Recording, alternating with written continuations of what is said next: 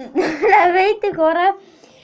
Искаме да ви покажем къщата си, защото бяхме снимали 4-ти и 5-ти епизод и бяха се бъгнали и не можаха да се таковат. Естествено, ако не знаете, ние първо, когато снимаме клип и после го изтриваме, защото вече се е качил в YouTube, явно той го изтрил още като се е качвал и двата и се е бъгнало.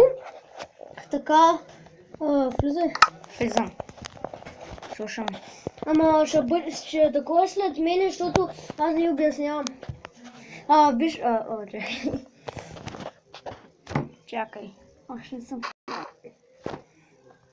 Я мога да ремонти съм влязал. Да, вляза. Значи, да гледат мене. Значи, ето аз се направих тази стаечка без чит. Направихме също второ легло и ето и го взимахме от къща. Също убих една вещица, имам тази отвара. Изобщо не сме читвали, защото имаме само една. Друго, какво ви кажем, ние сме вече без брони сме, защото не се бъгна. И нали, някак се е върнало времето назад, понякога тъй става, се бъгва и той в Майнкрафт се бъгва и се връща времето назад и броните ги няма, нали, някои неща ги няма, които сме ги имали. И по-скоро...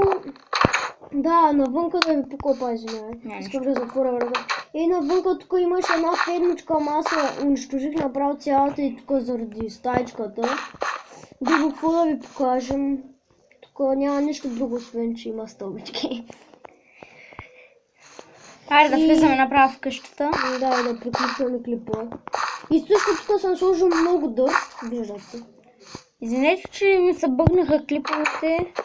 Но надявам се това да не ви е проблем. Това известно няма много голямо значение, защото то в 4-ти епизод се бихме срещу една вещица или в 5 се бихме срещу една вещица и не можахме да я убием. А пък другото какво? Друго няма. Той един епизод беше и пък следващия строяхме къщата. Да. Добре, хора, надявам се този клип да ви е харесал. Абонирайте се за мен и чао!